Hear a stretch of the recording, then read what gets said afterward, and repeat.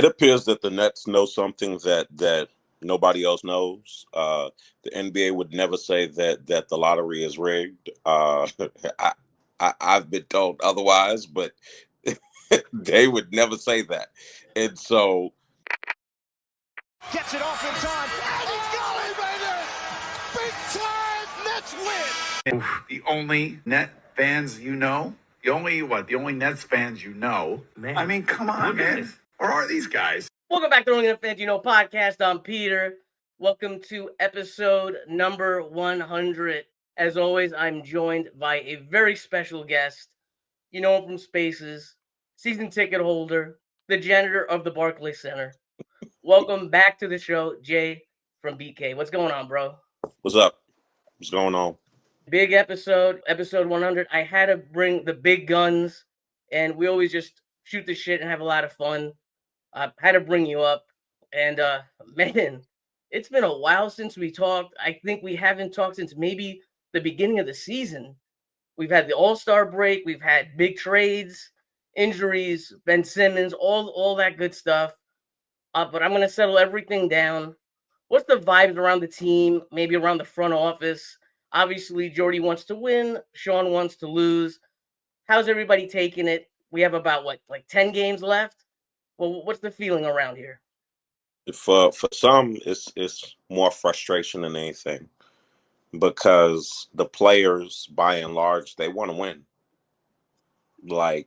Some guys are held out, whether they're fully injured or not, but you still see the effort level is still pretty solid. I give kudos to Coach Jordy that no matter who's out there, he still has the mindset that he wants to win. So he's challenging calls 90 seconds into the game. It's like, yo, if you decide not to give me a full roster of players, I'm still going to go out there and do what I think needs to be done to win the game. It all comes down to, though, mindset around the team. Losing Cam for the rest of the season is pretty tough. D'Lo being out, whatever games he's out, is going to be pretty tough. It's like, yo, whoever you give me, we just got to go out there and give it our best effort. So, okay, right. We are in a tank. I would hope that we are in a tank mode. I don't think, maybe this was the last time I talked to you, or maybe this was in Spaces. You mentioned that CT was healthy for a while when he was coming back from a previous injury. So I think from your words, I can confirm that this injury is real. This is not a Philly-style rest injury to try to get a better draft pick because CT is our best player. Nah, he got hurt on the last play in Chicago. I posted a video about it. It looked like he pulled something and he was limping. And they're not going to chance it. Not for a regular season. I got to think it's super frustrating for him because he's going to be a free agent, right? He's got to be pissed right now. It's frustrating for him because he didn't play start a certain number of games this season. His qualifying offer is a lot less than what it should be, and that can be used against him in negotiating. You mentioned D'Lo also being hurt. I'm going to assume also from your words that that's also a quote unquote real injury and stuff. We see CJ out. Is that a real injury? What are we defining as real? I'd say, they trying to give these guys games off here and there. They're attempting to be a little bit like what a lot of people are saying. They're trying to ethically tank. They're not going full bore. Unless the NBA is going to be serious about it, what Utah has done since the beginning of the season, what Washington has done since the beginning of the season, what Philly did since about midway through the season, those teams were just shameless about tanking. We'll hold CJ out for one game. We'll hold D'Lo out for a few games. These teams will say that 23-year-old Walker Kessler is out for rest. It's like, yo, he's 23. What do you need rest for? Philly did that last night. Quentin Grimes is out for rest. He's 23. Come on, man. The Nets are attempting to be a little bit more professional about it. and not go that route with everybody like other teams are. Like other teams got 7-8 guys out every game. I don't even blame the Nets though, because if everyone is playing by a set of rules, why are we the only ones like being like professional about it and goody two shoes about it? I hate that. I think it's very disingenuous, and it feels like we're just like the good guy getting shit on and say, "Thank you, sir. Can I get another?" Why do you think the Nets are shamed into not tanking properly? And for the fans that say, "Oh, you know, tanking is not good," blah blah, then why does every other NBA team do it? The guys that get paid millions of dollars say this is the way to do it, but we don't want to do it. But you're better. You are smarter than them. It appears that the Nets know something that nobody else knows. The NBA would never say that the lottery is rigged. I've been told otherwise, but they would never say that. And so they must know that, we've done things the right way. Don't give us the 6th pick. Like that's not, we did not play with the NBA's name. We didn't play with the product. We didn't go out there and try to be shameless in what the way we did things. We put the team out there that we thought could compete on a nightly basis. We should be rewarded at some level. Listen, man, during the ball drop, during the lottery drop, Cleveland got the #1 pick. I just don't think that was. What a coincidence! Don't you think? Wemby with the Spurs. That wasn't a coincidence. Oh my Derrick God! Rose, Let's keep LeBron home. You know what? Patrick Ewing to the Knicks. Derrick Rose to the Bulls. Like, I understand the assignment, guys. Man, if these things are actually rigged, the NBA is messed up for a lot of these things, a lot of these calls.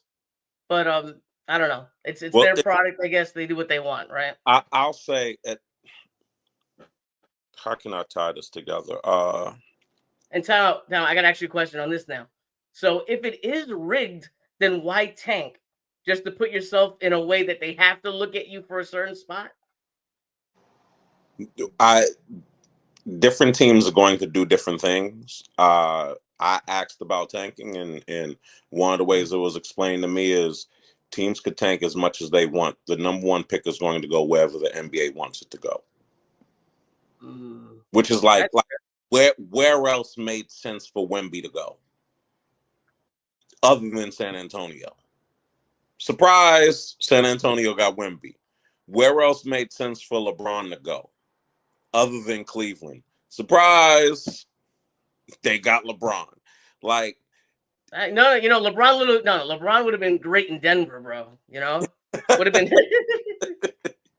It's like, no, one of the funny things about, like, when it comes to the lottery is when people, a lot of people know this from, like, depending on where you work or just life experiences. When things are done in the dark, when things are done behind closed doors, you really can question the authenticity of it. The NBA years ago used to do the draft lottery on TV in front of people. It's harder to cheat that way. When you're doing a magic trick in front of people, you got to be real good with your sleight of hand. You do it behind doors and people sign NDAs, you can come up with any outcome that you want as long as everybody is on the same page. Look, we on the same page. Only certain people will be invited into this room. You already know what it is. You agree to it or you don't agree to it. But I don't think that the lottery is completely ethical. I think certain teams are going to tank to give themselves more of an idea to say, look, we do need help. Please have sympathy on us. Like, I don't know what the NBA's definition of who deserves the #1 pick is. Do I think it's based on lottery results and the bottom team can finish no worse than 5th? But what's the likelihood that they're going to get one? It's not that high from what we've seen. Maybe it will be. But if it was that easy for somebody to figure out how they do the draft lottery, somebody would have already figured it out. It's like there's people who study stuff like this, and they would have already figured out whatever algorithm or whatever it is that it took to get it, and they would let you know. They would actually probably have betting sites that say this is what's going to be the lottery order, and people would bet on it. You ain't wrong. You definitely you're not wrong. I think we talked about a couple of the players, a couple players sitting, a couple guys getting more shine and whatnot. Obviously, Watford doing very well. He's going to be a free agent. Zaire Williams, he's going to be a free agent. I think he's had a pretty good season because I know he's been hurt a little bit, inconsistent minutes at some parts. And I think Jordy had a quote this week saying, now we're going to be seeing like the younger guys. Was that his way of kind of saying, like the vets are going to be severely cut down in the minutes and we're going to be seeing more Watford, more Zaire? I won't believe it until it happens. I don't think Jordy has that in him. Like I just don't, because he doesn't want to lose. Like I don't see, and plus, unless the Long Island Nets season their possibility to make the playoffs is now over, there are guys who are the young guys who are not up here with us. Dariq Whitehead is one. Reese Beekman is another. Tyson Etienne is another. Who else? Tosan. I don't know how many more games he has. He's another guy. Like, bring those guys up. We have an open roster spot. Sign Drew Timmy. Bring him up. Let's see what he got in the last 10 games. If you're gonna go that way, but the East stinks. So we still not eliminated from playoff contention. Matter of fact, the last I checked, which was I think 2 days ago, the Wizards weren't eliminated from play-in contention. That's wild. The East stinks. So, I don't know what our tragic number is. I don't know. The Wizards may have since been eliminated, but our tragic number has got to be less than 5 if there's only 10 games left. Because I think we're at least 6 games behind the Bulls. You're right. It's exactly 6 games behind the Bulls. I just checked it before. Mm-hmm. So if that's the case, then our tragic number is 4. Because we only have 10 games left. So any combination of 4 losses, 4 Bulls wins, we're done. At that point, you hurt nothing to see what these guys have. Because a number of the teams that we're playing coming down the stretch, they're still fighting for playoff positioning. Like I know we have the Icks in the last game of the season. We have Dallas on Monday in Dallas. We got the Clippers on Friday. I got you right here. We got Toronto. They're out of it. Clippers are still fighting for playoff positioning. At Washington. They're done. At Dallas. They're still in the mix for the play-in. Versus Minnesota. They're fighting for playoff position. Versus Toronto. They're done. Versus New Orleans. They're done. Versus Atlanta. They're fighting for play-in position. At Minnesota. Same. And then versus the Icks. They're fighting for playoff position. So more than half I say that to say, like, bringing these guys up, knowing that they're going against teams who are not trying to lose a clearly winnable game, it would benefit them to see, how do you perform guarding Anthony Edwards? It's like, I don't necessarily disagree with what Dallas did last night. They said AD was coming back this week, and they have a back-to-back last night and then tonight against the Icks. Well, the Nets game is clearly more winnable because we're a worse team. They were back against us, and he had a really good game to come back from injury. And I think that they're still tied. I think they're still tied for 10th in the West. So they're not necessarily just giving up on the season. It's let's see what you have against that. And some guys who were attempting to guard Anthony Davis look terrible. But it's good reps. Oh, yeah. Not Marshall was out there killing us. It's good reps. You gotta get reps. Getting reps against the Raptors, who are also trying to lose, getting reps against the Wizards, who are also trying to lose, that doesn't help. Getting reps against teams that are trying to win, like you said, we played Minnesota twice. Getting reps against Anthony Edwards, J-Mac, against Dante DiVincenzo. That type of stuff is going to help guys because guys are not taking it off. And you can really see what guys have. Let Dariq come up and play these last 10 games. See what he has. I think there's something up there. Like, I was talking with Scott Mitchell, who covers the Long Island Nets for Nets Daily, and I keep on asking him, like, is it like an injury thing? Is he nervous? Is it a minutes thing?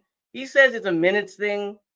Maybe he can call me off here if I'm wrong, but I almost feel like even though he's had good games in the NBA, like maybe he's trying to still build up confidence. I'm not sure, but I don't. I feel like there's just something there. Maybe I'm 100% wrong. If I'm wrong, call me out.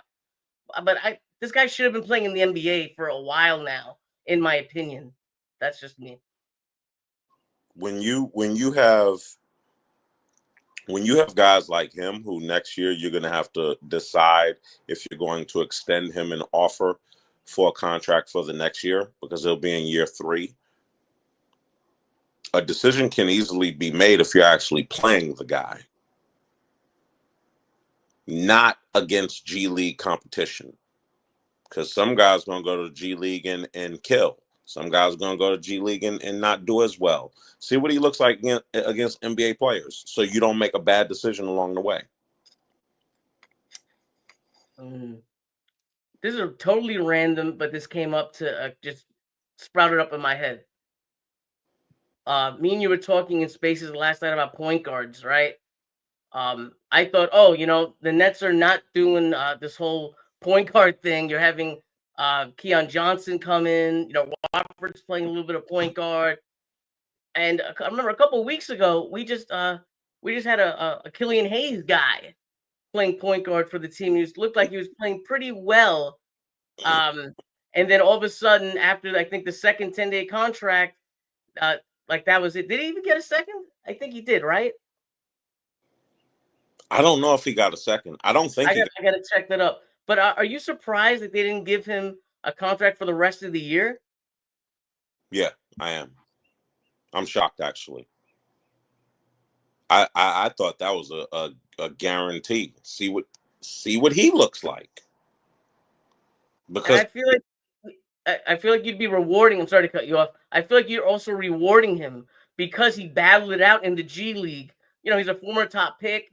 I'm sure, it's a little embarrassing going to the G League after being a top pick. You battle, and I feel like that's a way to reward guys. I'm not saying you have to guarantee his deal into next year, but I would have liked to see what he could do for the rest of the year. And if he sucks, then you don't have him next year. I don't get it. In a lost season, I don't get a lot of these decisions.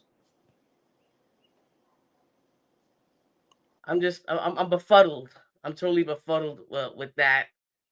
I want to talk about a couple of the players. You laughed at this early in the year. I want to see if you remember this. I talked about the 4 C's. Do you remember the 4 C's? No. CT, CJ, Claxton, Clowney. What did you guys think about their season? And you go individually. You don't have to go like in a group. CT, incomplete. I wish he had been given an opportunity to play more. And shout out to Maxwell Lewis, because you said earlier, even in this conversation, that I had said that CT was ready to go before they let him play. Maxwell Lewis said the same thing. Ooh, Maxwell Lewis said he was practicing against him for at least a month, that's wild. getting ready to play himself. So that again, if you don't want to take my word, no problem. Take the word of somebody on the team who was playing against them. I mean, so CT incomplete. Clax has had some up and down moments. I actually love his self-critique. So he's admitted that he hasn't played up to the big contract that he signed. I like a guy who's critical of himself. Recently he's had some really good games. Last night he hit a couple threes. Shout out to Saint. He died a little bit inside when Clax hit those threes.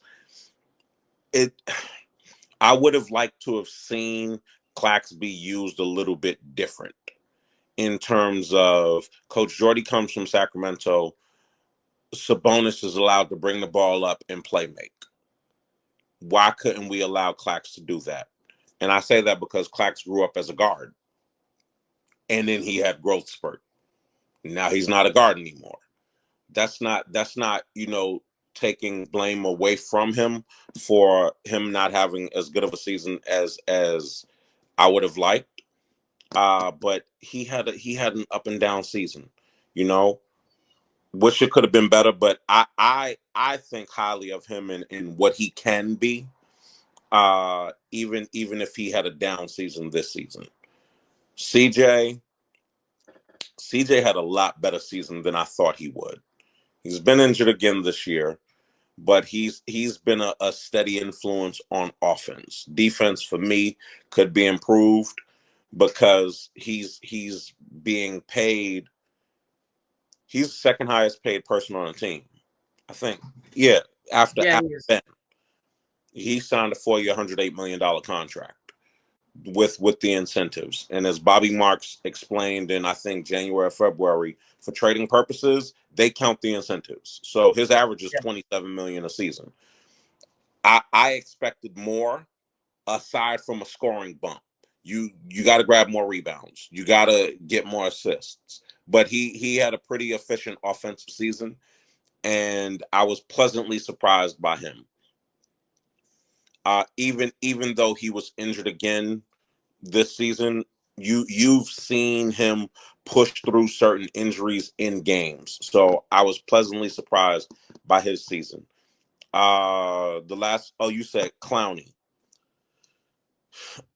I may be one of the harder people on Clowney. I want him to play as much as possible these last 10 games of this season. For me, he's been absolutely awful.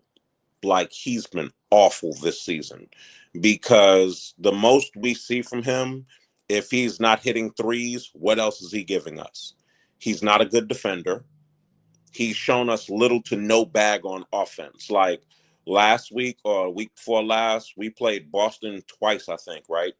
He had Peyton Pritchard guarding him. He couldn't back Peyton Pritchard down and scoring him.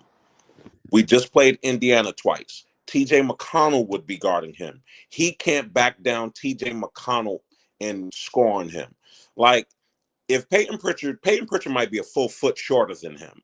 You can't back him down and scoring him. Like, I would like to see more variation from Clowney's game other than catching and shooting threes. We know you can hit threes. Sometimes at a good clip, sometimes the shooting is off. That's fine. But your game should not be, if you don't hit threes, you're providing us nothing. Because your defense hasn't been consistent. A lot of people see you and they see food. That includes guards. Bigs get you down on the post, and it's damn near guaranteed to. We need to see more. Like you're talking about them not giving DW an opportunity, right? They're giving Clowney the opportunity that they're not giving DW. We want to see more. We want to see some kind of growth. Put the ball on the floor. Can you take it to the basket? Like I've seen it once every couple games where he might put the ball on the floor and do a move, try to get to the basket, but you have to get more consistent than that. Only thing we know you as is a shooter right now, and you're not consistent as a three-point shooter. Give us more variation in your game. And because a lot of us before this season, we were talking about we wanted to see you starting at power forward next to Clax. Right? We were talking about that before. Yep. You haven't shown us enough to trust that that's what it's going to be moving forward. Like usually you've had 2 years of summer league. You shouldn't have to go back to summer league this summer in year 3. But it looks like you need to go back to summer league because you've not shown us enough. I really have high hopes for him if he's able to add things that he shows us during the games, not just a 3-point shooter. You have to do more than just shoot threes. Grab rebounds, block shots, have a defensive presence, something. Show us that growth is really happening, because I don't think we've seen that, even though he's been injured this season. And a lot of people give him the excuse of, well, he's coming back from injury. Okay, cool. But at what point do you stop using that excuse? So I would hope more for him moving forward. But I think he's been one of the worst players that we've had this season. I'm going to give you a little pushback on 2 things.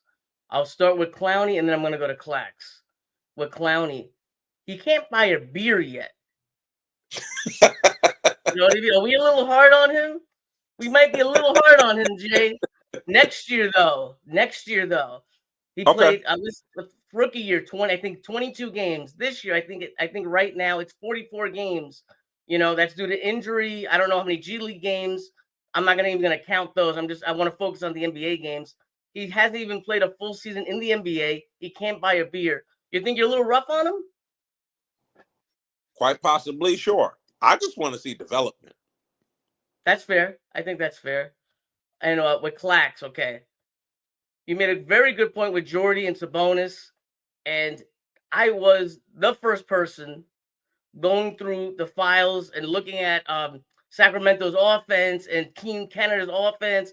I did that whole interview with the guy who covers Team Canada, and he broke down Team Canada's offense. Clax was in the role of Sabonis this year. He just did not look comfortable a lot of the time. That whole getting the ball at the elbow, Clax was in that position a lot. Ben was there too a lot of the time, admittedly, but he did get it there a lot of the time. I just don't think he fit well in this scheme at that position.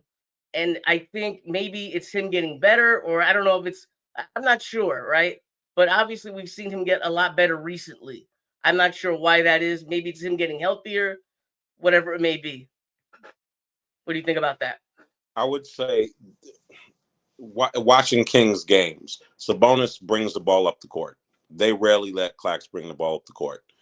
I cannot recall one time I've seen Sabonis get the ball and turn his back to the basket. Half the times that Clax gets the ball by the 3-point line, he turns his back to the basket. Same thing with Day-Day. Like if you're going to use them and Clax like Sabonis, his back should not be to the basket, and he shouldn't be getting the pass at the key by the 3-point line and expect to hand it off to somebody. Let him dribble around and create something. Like Sabonis probes at the very least. You're not even a probe. That's fair. You can keep on going. Sorry if I cut you off. Oh no, that's it. I mean, Clax has been underwhelming this season. I just wanted. I would like to have seen him get more variation on offense. And I'm not making an excuse for him, but it's gonna sound like it. Part of the problem, though, and it's not just part of Clax's problem, is we have a lot of guards who, and this is even with Killer Cam being out, who have tunnel vision when it comes to the basket. And they not looking to pass or looking for you to set up anything. They looking to get the ball, dribble around for 5-10 seconds, and go get theirs. You ain't wrong. You ain't wrong. You don't. I get just off the top of my head. I could even name them. I think that sums it up for that point. My last two questions to kind of wrap up the whole roster talk before we get into a little draft talk. Give me your biggest disappointment this season, and maybe your I guess you call it biggest positive or best riser, whatever you want to call it. Which players? Biggest disappointment. Now I'll do riser first. Since he's been back and they allow him to play, Trendon Watford has shown you that giving him this 1 year minimum deal nonsense. Come on, man. Trendon Watford is still, how old is he? Is he 23, 24, something like that? I'll look it up right now. Keep on going. Okay, but he's shown that he's a guy who is a good piece to have. He's a really good piece to have. Same thing with Zaire Williams. I'll lump them two. By the way, he's 24. Watford is 24. Watford's 24. Okay. I think Zaire is 24 also. But those two, they're good pieces to have. Watford changes the game when he's in, especially recently, because he's like a secondary ball handler, which is something that the Nets need. And he looks to get downhill. And when he has a little guy on him, he attacks the basket. I think he's shown more than keep giving me these 1 year contracts. And I like that for him.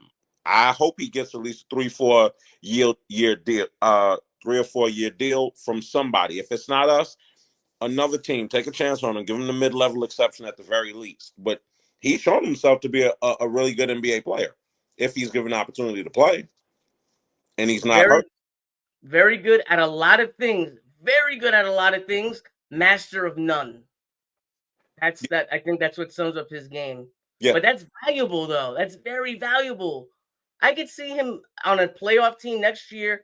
I'm just making this up, right? We could be watching TV, and all of a sudden he comes off the bench for the Lakers, and he's putting up 20 points, right? I could totally see that on a random, day in the summer next year. I do hope that we keep him. We'll talk about his free. You go ahead.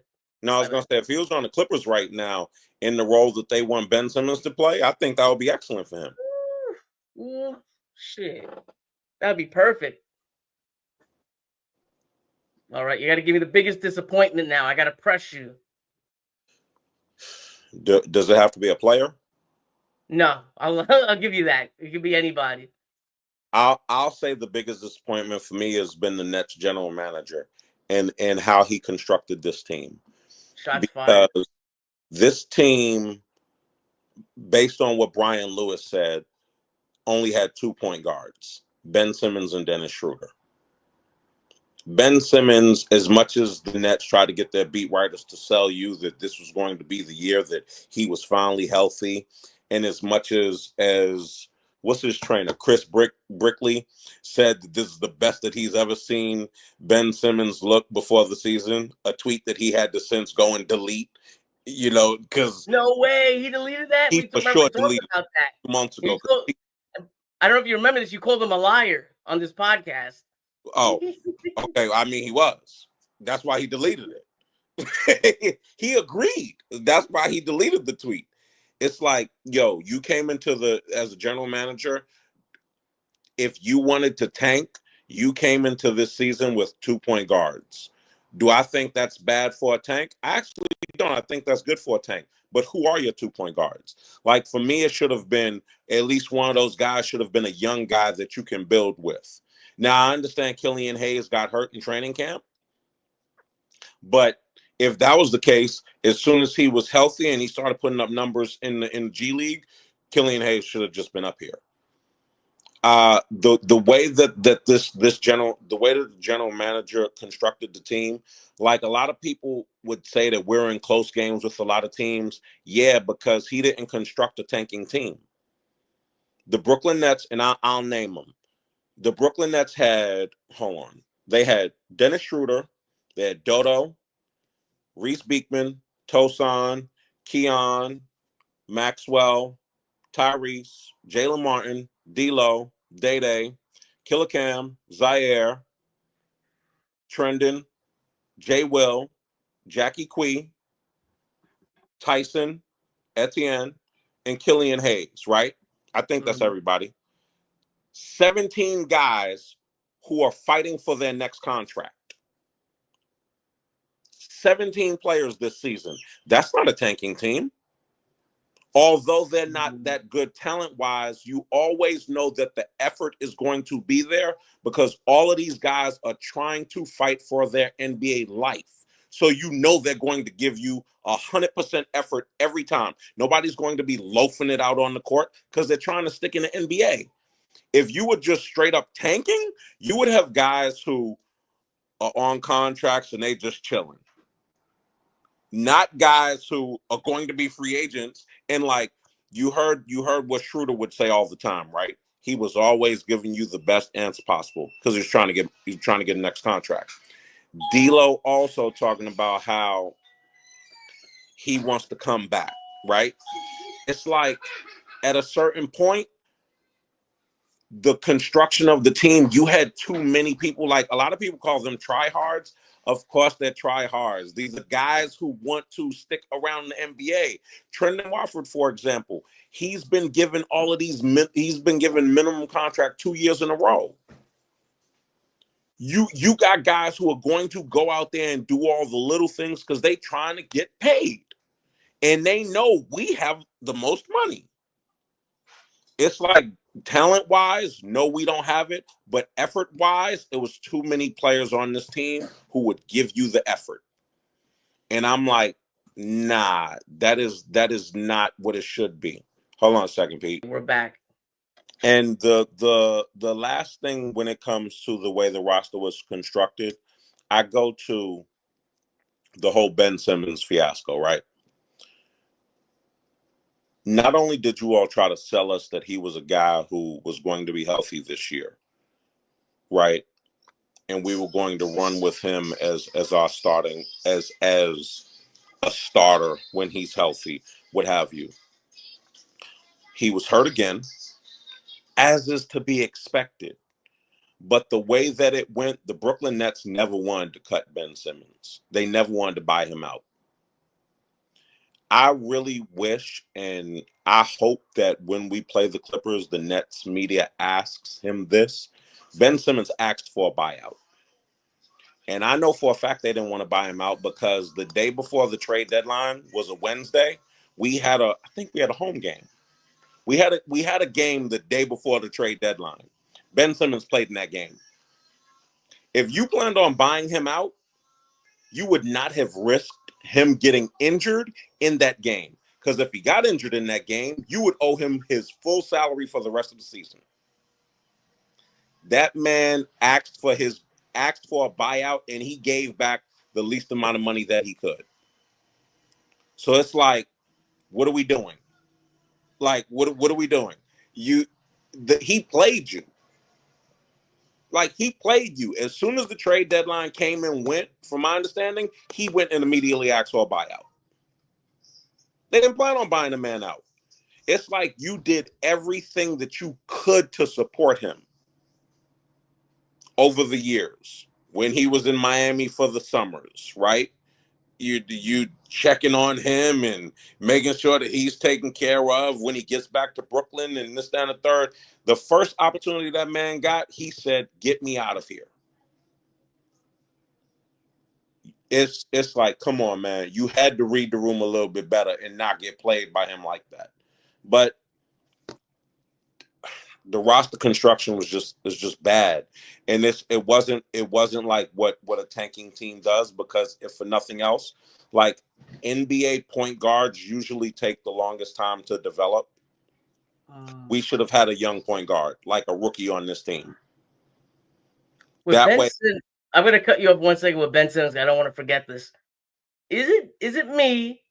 But he looks a lot more. Maybe it's my bias, maybe. But does he not look a lot more motivated in a Clippers uniform? Like that first game, I saw him driving to the basket with a lot more authority than I think I've seen him in a Nets uniform, at least this season. Like, what? I couldn't believe it. He's I couldn't believe rejuvenated. it. He's rejuvenated. I He's can't. on a playoff bound team. Maybe Ben's trying to get another contract, but he wasn't that with us.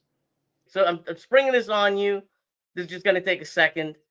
What's the percentage that this man, Ben Simmons, was totally checked out this season? In your opinion? I'm at 80%. I'm at 100. I was trying to shoot him some bail, but respect. Nah, I mean, the man was making over $40 million. He knew that he wasn't going to get traded. The Nets made it no secret that they wanted to take back no salary. He knew he wasn't getting traded. That's why he would have on his fits before the game. He'd have on his fits during the game, chilling when he wasn't playing. It's the Marshawn Lynch. I'm just here so I don't get fined, boss. That's hilarious. Hey, Pete, hold on a second. Go for it. Okay, as you guys can see, I named the episode Jackie Robinson, one of my favorite baseball players. But there was a little bit more to just that, besides the Brooklyn thing. I feel like this, obviously, just talking sports, this team really didn't have, this borough really didn't have an icon, a sports icon, since Jackie Robinson. And then we had KD. KD is gone. But this team is sorely missing that face of like the borough. It could have been KD. We know it's not. And there's a great draft in front of us, right? I don't know if we're going to get the first pick overall. I'm going to assume that we're not. I'm going to assume that the Nets stay at 5. I'm just making this up. Okay. Draft strategy. Sean Marks has never really been the best at drafting guards. Very good with big men, but he's always been able to draft late. So if you miss the pick late, it's not really a risk. Oh, that guy didn't pan out. Oh, he was a second rounder. Oh, that was pick number 25. You didn't expect that anyway. Now there's a lot of risk here. This is a disaster if you miss. You gave up all those picks in the Houston trade. You took all these L's this season. This is, there's a lot riding on this, right? So I'm going to throw 2 things at you. You tell me what you think. If we're going to draft a point guard, drafting at 5th, we're going to assume that the top 3 or top 4 is going to be, the guys VJ, Flag, and so on. Those guys, Ace. We know those guys. Who's going to be the first point guard taken for the Nets if it's taken at 5?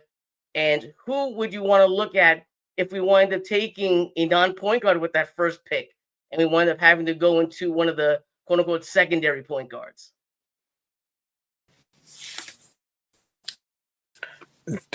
I'm going to use your terminology. I'm going to push back. If we've traded as much as we've traded and we only have the 5th pick, that is a disaster. That's fair. Yeah. When I think of this draft, I want a top 2 pick. You can convince me top 3. After Cooper, Ace, and Dylan, I'm out. I really don't care who they pick.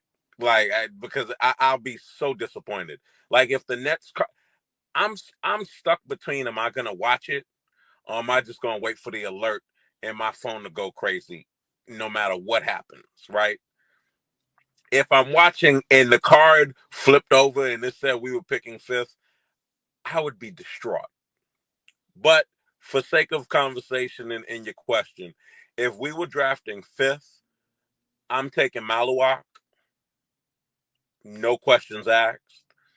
Because you can't teach 7'2". I believe his standing reach is 9 feet 6 inches. Wingspan is that of a condor. If you trust your guys, you already know that his upside is there. And the hope is that, one, he's already an NBA defender. He's been, every now and then he's putting up 3-pointers, what have you. You can teach some of the things that he's raw at, because from my understanding, he hasn't been playing basketball that long. So some of the things that he's raw at, he should be able to get better at, right? So defensively, he's already an NBA defender. So I would pick him at 5th. If I had to pick a guard, it has to be. And I don't know why I'm having a brain freeze, because I talk about this kid damn near every day. Jeremiah Fears. It would have to be Fears. Has to be. Because he has high upside also.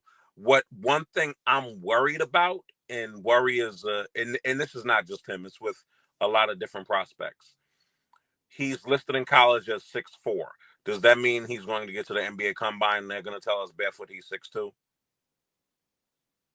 That's one of the things that I'm worried about. And that's not saying that he's short, but a lot of times these college heights, you get to the draft combine and then you like, okay, -1 inch, -2 inches. And it will make a difference in certain guys and where they're picked. But it would either be Maluak or Jeremiah Fears. Looking at some of the secondary point guards, you were very big on this guy. I'm very big on this guy. He's from New York City. I admit I have a problem. I give New York City guys a little extra in my draft board. I'm biased. It happens. Boogie Flynn, early riser. I think at the beginning of the year, I think some people even had him as low as the 2nd round. A lot of people had him in the 20s. All of a sudden, starts the season playing very, very well. High riser. I saw a couple of drafts. He was even in the top 15. Bad injury. He's going to be out for the year. He winds up coming back for one game in March Madness. Game was horrible. Came off the bench. You could tell he just, he tried to play because it was March Madness. I don't think he was absolutely healthy. Maybe I'm wrong with that. Wasn't the best showing. I'm not even going to read out the stats. It was horrible. But I noticed online so much hate for this dude. As if this guy was not an early riser just 2 months ago. People were raving about him. What's your take on all that? He's a guy who, when he gets into these individual workouts, I think he's going to shine. And he has a New York City toughness to him that is missing from a lot of teams. And he's not a guy who's going to back down. The injury was unfortunate, but like at certain points early in the season, I saw him like mid-first round. Some people thought he might be able to sneak into the lottery. He's a guy who I'm sure these individual workouts are gonna erase a lot of doubts that people have. And I think that there'll probably be at least 7 point guards picked in the first round. I expect him to be one of them. Nets have 4 first-round picks, 1 second-rounder, which is basically really at the beginning of the second round. So it's almost really, you could trick yourself into saying they have 5 first-round picks in a way. How many of these picks actually get used? Because I make an argument with people all the time that we're not going to have 5 rookies on the roster next year. Either you draft and stash. I'd love to see like a Hugo Gonzalez get used with one of the later picks. Maybe you stash him, or even better, you trade into another season that maybe you don't have more than like 1 first-round pick. I don't think it's sustainable to think that they're going to use all these picks, right? We arguably have the least amount of young talent in the NBA, right? Am I opposed to using all 5? I'm not. I would expect that they probably will trade one of the picks, and which will probably be one of the other first rounders. That will be my expectation. I think you should have at least 4 rookies on the team next season. Three of which play. Would you rather move up in this draft or trade back into a later draft if you're going to sacrifice one of your later first rounders? While everybody is focused on the 2026 draft, and I'm one of those who's also focused on it, so I'm not talking bad about anybody. As long as we have our lottery pick next year, hopefully it's top 5. I would focus on the 2027 draft, because if I'm able to move one of the picks for an unprotected in 2027, we don't know what those teams are going to look, whatever team is going to look like who trades it to us. It's kind of like Philly this year, right? A lot of people were betting that Philly was going to win 50 games. Philly's not even trying to win 25 games because we don't know what circumstances happen. The 2027 draft, and I know some of these kids because my sons have like worked out with them. That is a draft that has like guys who people are not talking about them yet because people are focused on 2025 and 2026. So a guy like Baba Oladotun, who's on KD's team in the DMV on his AAU team, who's probably going to be the number 1 pick. He's a 6'9" wing. Before he told me he was a point guard. So he's adept at handling the ball. CJ Rosser is in that class. He's another 6'9" kid out of North Carolina. He real skinny, but he's got a smooth game. You got Jason Crow Jr., who he's a lefty point guard out of Cali, who I don't know what the Cali State record is, but he's a kid who can score. He averaged 37 as a freshman. He averaged 38 as a sophomore. I don't remember how much he averaged this year, but I know he scored. I think he scored 36 on AJ DeBansta. He had games where he scored in 50 plus points. He scored 54 points, 54, 55 on Elijah Arenas, Gilbert Arenas' son. Like, he's in the 2027 class. So if I'm able to push one of these picks and get an unprotected in 2027, if it falls in the lottery, there are a number of players. Jason Richardson's son, his other son, Jace, is in this draft. Jackson is going to be in the 2027 draft. He jumps just like his father. Jace will probably be a lottery pick in this one. He's taller than Jace. He jumps just like his father. His jump shot's been coming around this year. There are a number of players in the 2027 draft who aren't being looked at yet, but that's what scouting departments look at. Like, they have guys who are monitoring the high school guys and the AAU circuit and what have you. 2027 draft, if you're able to get an unprotected pick in that, I would not be opposed to pushing for like, you can have a 2025, give us a 2027 unprotected. Because 2026 teams are not going to go for those. Because that draft is whew, that draft is loaded. After this year, I'll start taking a look at the later years. Super early prediction. This is not even, season's not even over, right? So who knows what's gonna happen? What is if you can make one prediction right now, I'm holding gun to your head. Who do you think winds up on the Nets in this draft with that first selection? You'd tell me where you think it's gonna land and the pick. I think we're gonna get the number 2 pick, and I think we're gonna take Ace Bailey. And I'm not opposed to taking Dylan Harper, but I think we're going to take Ace Bailey. Actually, let me add something to that. If we get the number 4 pick, I'm going to be pissed unless the number 3 team takes VJ Edgecombe and we get Ace Bailey at number 4. But I think we're going to get the number 2 pick.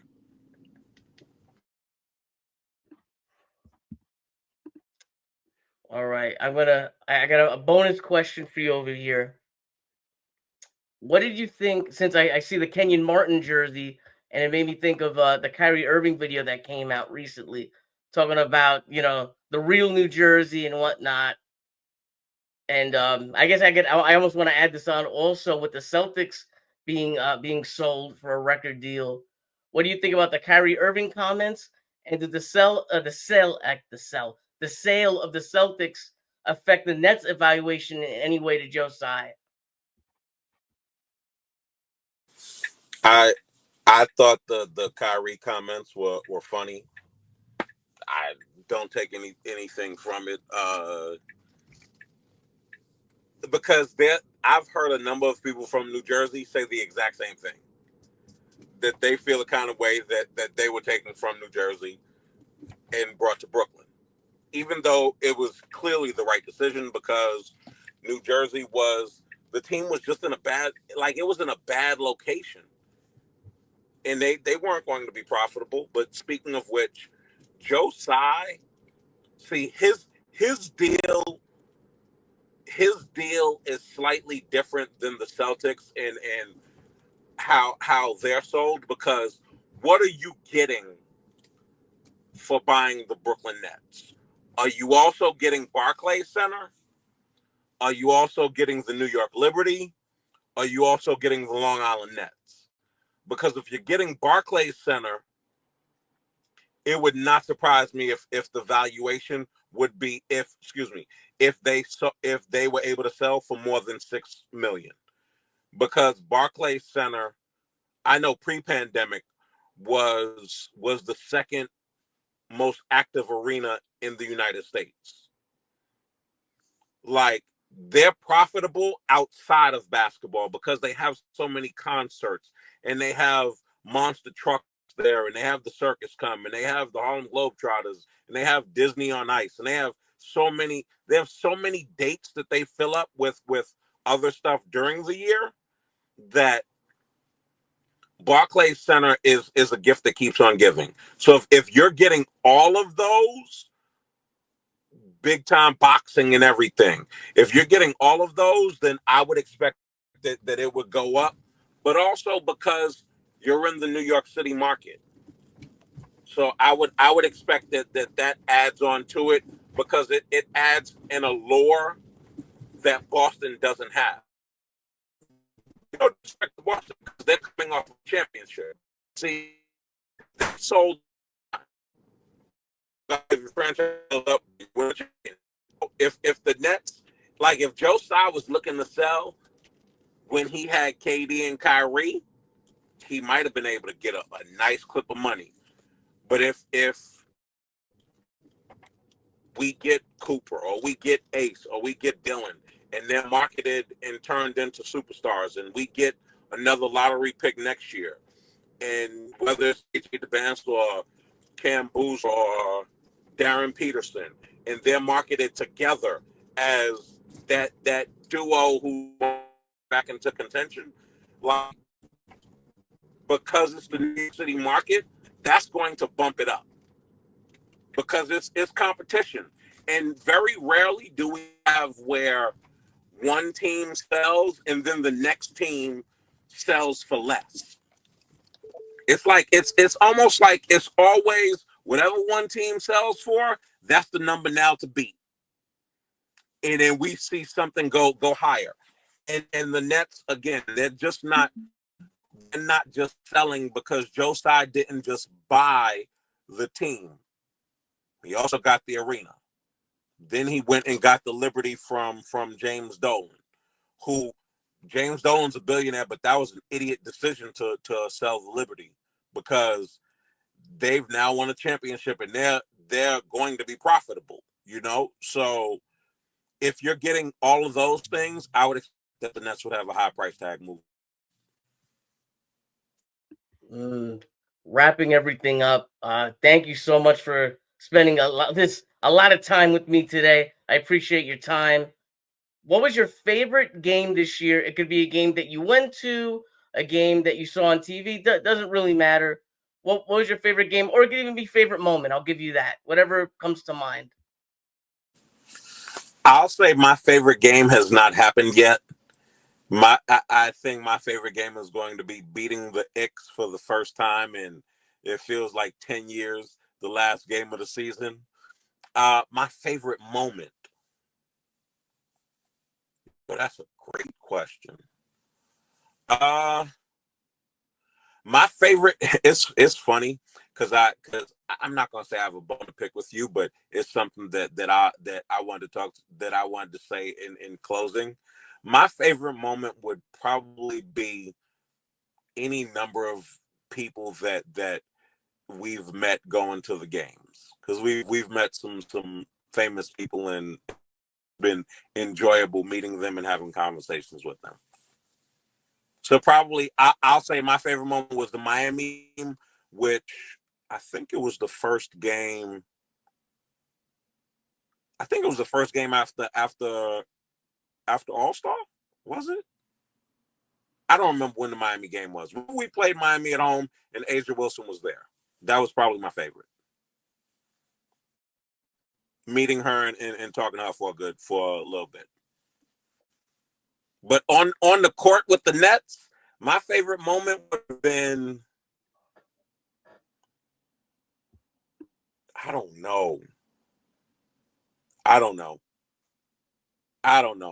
Think of something before this is over. All right, Jay. You got any plugs you want to throw out there?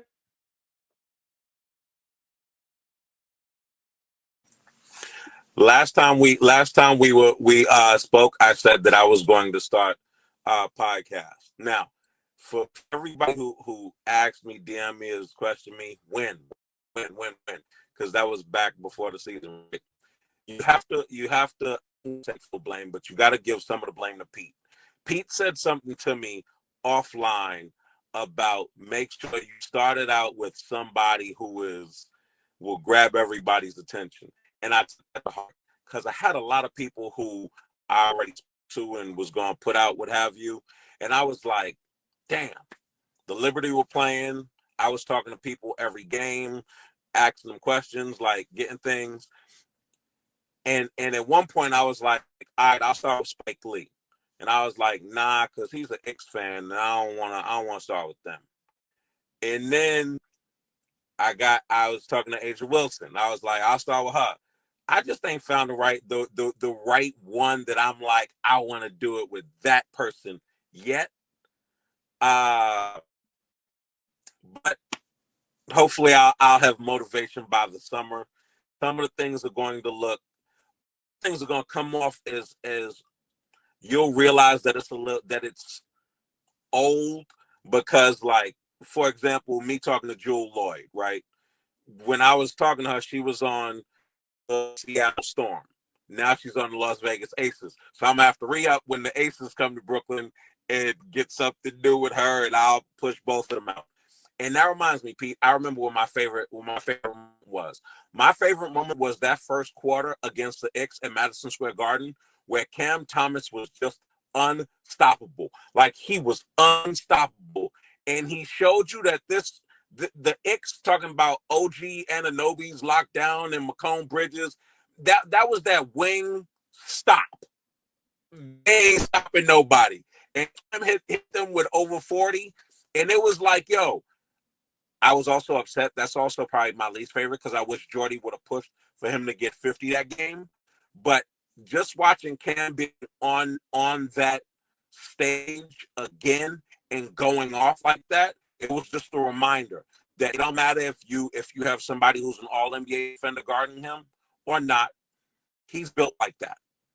And that goes to something that you said earlier about the GM not drafting guards and, like, having successful drafting bigs.